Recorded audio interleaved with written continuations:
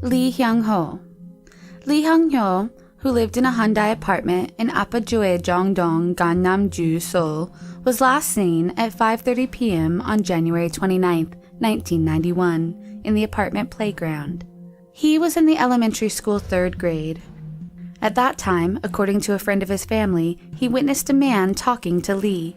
The friend went inside the apartment for 10 minutes, but when he came back outside, the boy and the man were nowhere to be found.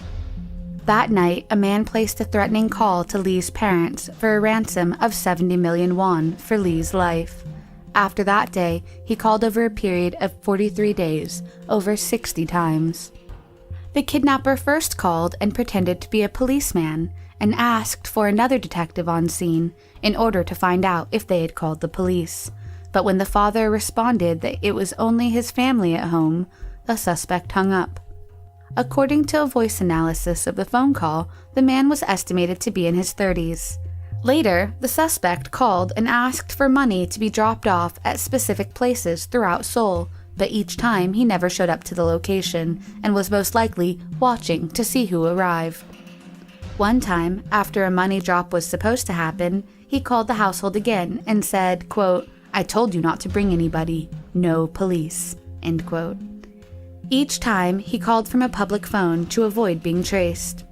Finally, he requested a bank transfer, but when the money was transferred to the bank, he quickly transferred it to another bank and then tried to withdraw the money from that bank. However, he was hesitant and ran away without the money. Unfortunately, no CCTV cameras were installed at the bank branch at the time, and since at the time it was possible to open an account without an ID, the kidnapper had used a pseudonym to open the bank account. There were also no fingerprints on the application form. When the kidnapper found it difficult to receive money from his bank account, he sent a final note to Lee's father and told him to put 100,000 won in a steel box near the Han River Bridge. Lee's father discussed it with police and decided to put fake money with some real ones in the steel box. The detectives were lurking around the bridge, but they confused the position of the steel box in the process of communicating it on the radio, and the kidnapper got away with the money. That night, the kidnapper called Lee's father and said, quote, "There is a lot of fake money. I guess you do not want to get your son back. However, I am grateful that you did not report to the police," end quote. 1 month after the last call of the killer, on March 31st, 1991, a child's body was found in a drainage channel next to the tunnel near the Jamisil Han River Park. It was later confirmed to be the body of Lee Hyung-ho. The police made thousands of copies of the voice tape of the killer and distributed them nationwide to no avail. Lee Hyung-ho's murder remains unsolved. Michael Carmichael and Billy Ray Hargrove. Sergeant Billy Ray Hargrove was a soldier who served in the Gulf War. His platoon was sent from Germany to Saudi Arabia and had been active in Operation Desert Storm. However, the conflict ended before their platoon saw any action. Despite this, Billy recommended his platoon for a merit award, a medal that he felt like they deserved. However, his superiors declined the recommendation. Billy then decided to forge his superior's signature on the appropriate documents. A short time later, his men received their medals. In June of 1991, he arrived in Korea for another tour of duty and was arrested at the airport by military police for forgery. Around this time, his marriage to his Korean wife, Kim, was also falling apart, and he planned to divorce her. On February 20th, 1992, Billy missed a summons to report to duty. Even after one of his fellow sergeants informed him that he was late, Billy never reported. Kim said that Billy instead took his dog for a walk that day. Shortly afterwards, Kim found Billy's body hanging from a tree in their front yard by an elastic parachute string. A suicide note was found in his pants pocket. It read, in part, quote, "My life is really screwed up now, and I just don't know how to fix it. I've been thinking a lot about taking my life for a long time now. Goodbye," end quote. Billy's family and Mike Carmichael, a fellow soldier and Billy's friend, did not believe the handwriting on the note was his. The Army acknowledged that the note might not have been in Billy's handwriting, but they still ruled his death a suicide, stating that he was depressed because of the upcoming court-martial and the upcoming divorce. From the autopsy report, his family learned that Billy had cuts and abrasions on his face, hands, and knuckles. His mother believes that someone fought with him leading up to his death. Billy's friend, Mike Carmichael, accompanied his body back home for burial in Arkansas on March 4, 1992. On the same trip, Mike visited his uncle, Oscar Carmichael, in Nuevo, California. According to Oscar Carmichael, his nephew told him he did not believe Billy had committed suicide and that he would do his own investigation into Billy's death. 2 weeks later, on April 4, 1992, Michael Carmichael was found dead in Korea. Before his death, when Mike returned to South Korea, he and his wife, Sun-hee, visited Billy's widow, Kim, to collect his belongings. Mike learned that Billy had written a letter to his father, but it had never been sent to him. His father believes that the letter would have helped them determine what really happened to Billy. Mike continued to collect Billy's papers and stored them with his own papers in a metal box. Mike told his uncle Oscar that if anything were to happen to him, Oscar should immediately open the box. But Mike never said what was in it. On April 3, 1992, Mike, his wife, and his friends celebrated his 38th birthday. At 10 p.m., he received an unexpected phone call ordering him back to the base. By the next morning, he was found dead. He had been strangled by a parachute cord strung from the door handle of a metal locker inside his NCO quarters at an army barrack. Like Billy, he too had abrasions on his face and a gash on his forehead. And, like Billy, he was strangled by a parachute cord. Within a few days, the Army ruled his death a suicide, claiming that he was depressed over financial matters and over Billy's death. Mike's family does not believe this. Mike and Billy's family have joined forces in searching for the truth behind the two deaths. His uncle, Oscar, believes that Mike was too happy to commit suicide, as he and his wife had just gotten married. He believes that the similarities are not coincidental, and that the two friends' deaths are connected. Like Billy, Mike died after he was summoned back to work on an off-duty day. Both men were found hanging just inches from the ground. Both had been tied with a parachute cord, which is highly elastic. Mike's death seemed especially bizarre as he was sitting on the floor against the locker.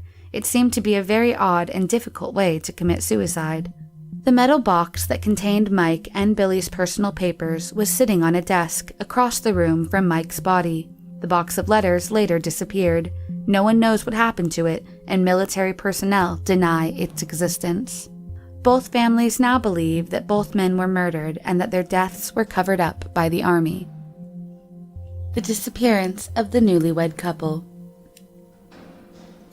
Chun and Chae Sung-hee were a newlywed couple who got married in November of 2015 and lived on the 15th floor of an apartment building for 6 months in Busan, South Korea. Chae was a theater actress, and Chun had a restaurant business with a friend. In early June, Chae's father tried to contact the couple to send them some nutritional supplements, but he couldn't reach them. He then went to Chun's restaurant and asked his friend. The friend told him that Chun hadn't come to work since May 28th.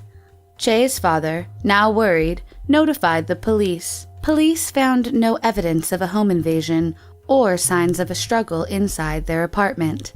The couple's mobile phones, wallets, ID cards, passports, and laptops were also missing. There were groceries on the dining table, untouched. Dirty laundry, leftovers, trash were also still there. Their dog, who recently had had surgery, was still inside the apartment, unfed and with its feces all over the place. Chae was well known for taking good care of her dog. Chae was last captured on the 28th of May on CCTV footage in the apartment's elevator, carrying groceries at around 11 p.m. 4 hours later, at 3 o'clock, Chun was caught on CCTV as well. Both of them went to their room on the 15th floor. After this, no one knows what happened to them or how they left the apartment.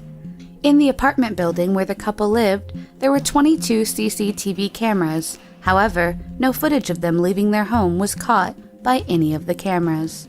They simply disappeared into thin air. Chae's co-worker later came forward and told police that on the night of the 28th of May, Chae had sent her a text that she wasn't feeling well and would not be coming to work. Che's coworker felt that whomever sent these texts was not her by the way the sentences were structured. When the coworker tried calling her, her phone was switched off. On the 31st, Che's husband called the coworker and told her that Che wouldn't be coming to work for a while since she had been admitted to the hospital due to an overdose on her prescription medications. He also told the coworker that she wouldn't be able to answer any calls or texts. Later in the investigation, though, no local hospitals had any record of Che ever being admitted during that time. It was also found that Chun had done the same thing. He too had texted his restaurant partner, saying that he had something he needed to do and that he wouldn't be coming in for a month or two. On June 2nd, police traced the husband's phone to Gyeongsang County, Busan, before losing the signal. The wife's phone was last traced to Cheongho-dong, Seoul, 400 kilometers, 248.5 miles, from the husband's phone, located later in the day, before losing the signal completely. The couple was rather quiet. They did not have any debt and had average insurance policies. Their credit cards, cell phones, internet records are still quiet to this date. Savings of about $27,000 is still in their account, untouched.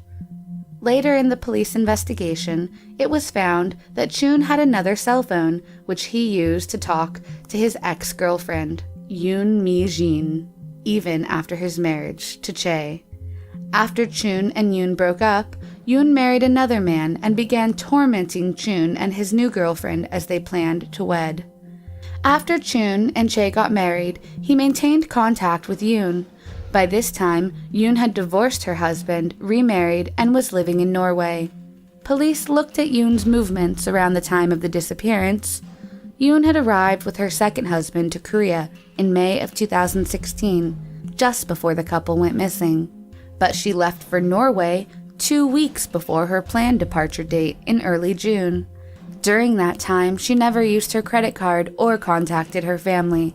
Police discovered that just before returning to Korea, she had persuaded her mother to send her 10 million won for a, quote, trip to Africa. Police contacted Interpol, and Yoon was arrested in November of 2017. However, she is still in Norway to this day and has decided to appoint a local lawyer, so it will take a long time for Yoon to come to Korea before they can question her about the disappearance. Che and Chun remain missing to this day. The Sinjung-dong rabbit case. On June 6, 2005, a man collecting cardboard from a trash heap discovered a large and heavy object stuffed inside 2 conjoined burlap bags and tied with a rope with a unique knot in Sangjung-dong, Seoul. When the man opened the bag, he found the body of a woman with a black plastic bag over her head. The victim was identified as 20-year-old Kwang Yang. Autopsy concluded that she had died of strangulation. She had been raped, and 2 sanitary napkins and toilet paper had been inserted into her vaginal area. Semen was also found at the crime scene, but the killer could not be identified. Then, on November 20th, 2005, a second victim, Lee, was found by a parking lot only 1.8 kilometers from where the first victim had been found. The body was wrapped in white cloth and tied with a rope with the same knot that was found with the first victim. And, like the first victim, the body was found in a garbage dump site and had died of strangulation. Both victims had their hands bound together with rope.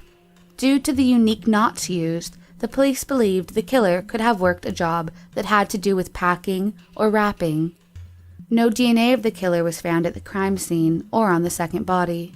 On May 31st, 2006, at approximately 12 p.m., a woman riding a taxi got off on Sinjung Station. As she was walking towards the station, a man abducted her. The woman, Pak, was held up against a knife by the kidnapper and led to a basement room. She shouted and resisted, and when a passerby asked if everything was all right, the man said that she had drank too much alcohol. Pak was blindfolded before entering the basement room, where there was another man, possibly an accomplice, who tied her hands. After a while, the kidnapper went to the bathroom while the other was out of the room. Seeing her chance, she somehow took off her blindfold and tried to escape. She took refuge behind a shoe cupboard on the second floor of the building. She stayed hidden until she felt like the man had stopped looking for her. As the criminals went out to look for her, she ran away and found an elementary school where someone called the police for her. Pak told investigators that she did not remember where she was, but did remember that there was a sticker of a cartoon character, Mashimaro, on the shoe cupboard. Based on this, it was suggested that a child in preschool or lower elementary school might be living on the second floor. She also remembered the two men talking, and one laughed that she was going to die. The abductors described as being a bit chubby, having a height between 175 and 176 centimeters, with bushy eyebrows, and was in his mid-30s at the time. After this incident, the perpetrators, who felt the risk of arrest after the victim escaped, seemingly decided to stop. There have been no leads in the case since then, and the killers remain unidentified.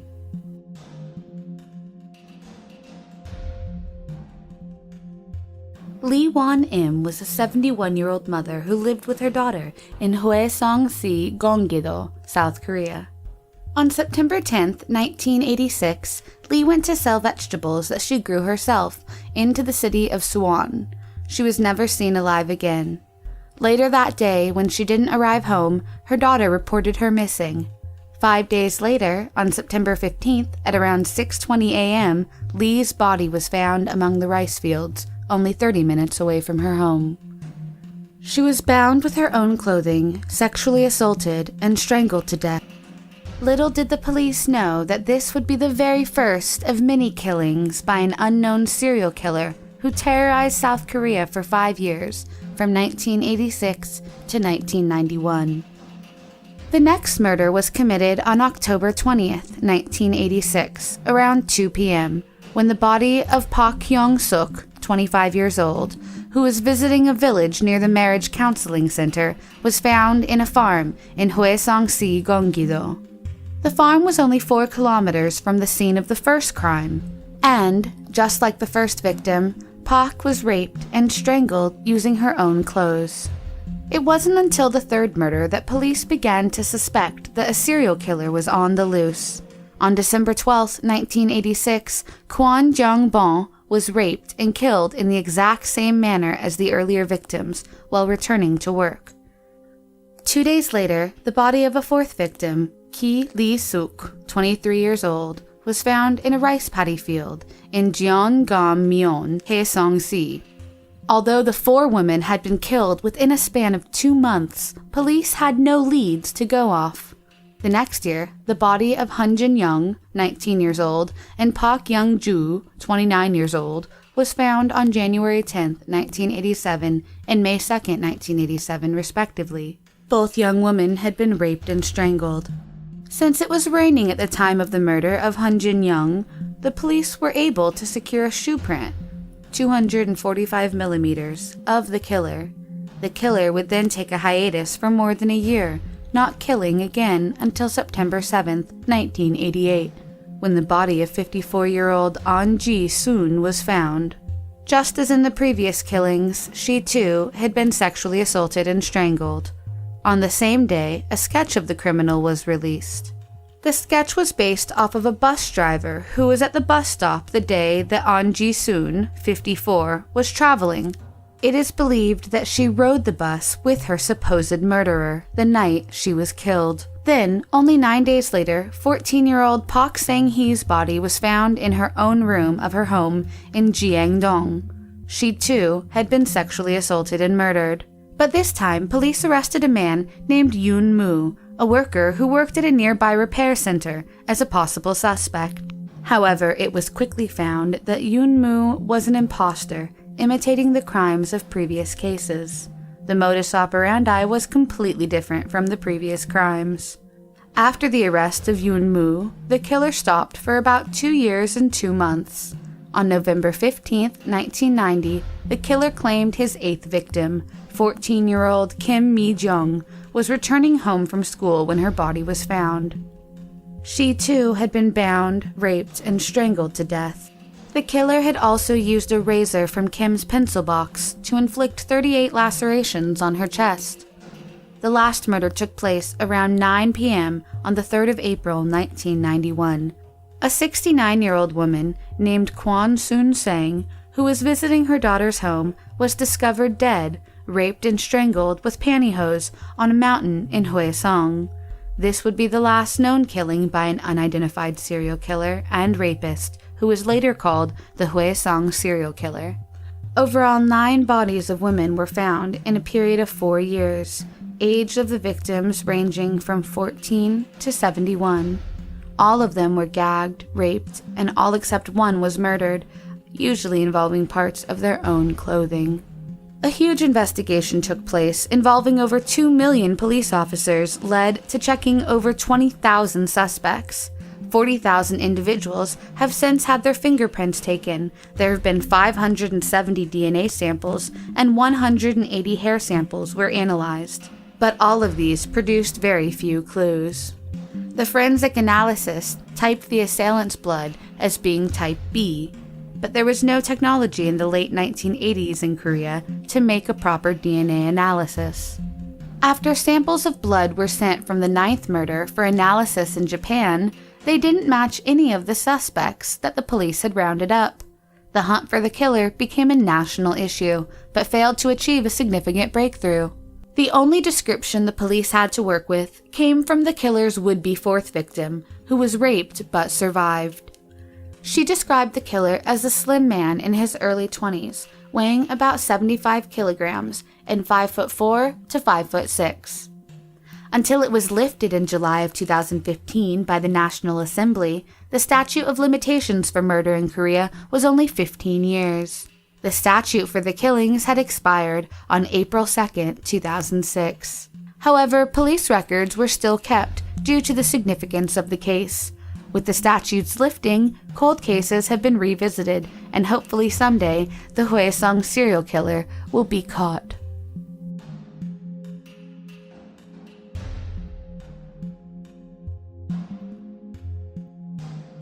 On October 13, 2011, officers were called to a grocery store in Bethany, Oklahoma, after receiving numerous reports of a foul odor. When they arrived, investigators found the body of a young woman who had been hacked up and shoved into a black Nike duffel bag as well as a laundry bag. According to her autopsy report, she had been completely dismembered, with her hands and feet missing. There was evidence of duct tape having been wrapped around her thighs. Apparently, the killer or killers had also tried to remove a large tattoo on her back which read Queen Spade in order to conceal her identity. It is not clear whether she was dismembered before or after her death. Using her dental records, investigators were able to positively identify the young woman's remains as 19-year-old Karina Saunders. Karina was last seen getting inside a red dual-cab pickup at the Newcastle Casino on October 8, 2011. The guy who was allegedly driving the truck remains unidentified and is described only as having both arms covered with tattoo sleeves. It is believed that Karina may have been involved in a human trafficking ring, and her grisly murder may have been to intimidate witnesses and to force the woman to cooperate with the ring's demands. Shortly after, 2 men were arrested in the connection with the case. Jimmy Macy and Luis Ruiz, who were both suspected to be heavily involved in the drug trade, were brought in after a female witness claimed she had witnessed both Macy and Ruiz torture Saunders to death. The witness told police that she went to a house which has since been demolished with Karina, and witness Ruiz physically beat Karina and then tie her up. Ruiz then dragged Karina to an upstairs room and tied her up to a small table with a rope, before torturing her by sawing off her left foot. Ruiz then tried to cut off her right foot before the saw broke. The witness jumped out of the window to escape after witnessing the killing. A second witness later came forward and claimed that she had viewed a video on Ruiz's phone of him torturing and murdering Karina Saunders. She also claimed that she had recognized Ruiz as the person who had been seen sawing off Saunders' left foot. The video was reportedly a snuff film. which is a movie in a purported genre of movies in which a person is actually murdered, allegedly to be sold on the dark web. As of this moment, the video has not been found. Macy, while jailed on drug charges, allegedly shared details of the murder with 2 inmates. He told one that he participated in the homicide and that they cut the girl's arms and legs off. The second inmate told police Macy gave handwriting statements in the form of her past notes, describing what parts of the woman's body were dismembered and how the body was wrapped before disposal. However, both men had their murder charges dismissed without prejudice due to a lack of evidence. Ruiz was able to walk free while Macy was held on unrelated drug charges. In 2003, police received an anonymous tip that the clothing that Saunders was wearing at the time of her murder was located at 504 Oakdale Drive. The home was searched but nothing was found. Recently, in 2017, agents with the Oklahoma State Bureau of Investigation began digging in an Oklahoma City yard after receiving another anonymous tip that items relating to her killing might be buried on the property. After several days of searching the property, the agents reported finding several items of interest, which included a shirt, a windbreaker jacket, 2 slip-on sandals, and a folding knife. These items are still being analyzed for evidence to see if they are connected to Saunders. The case remains active and unsolved.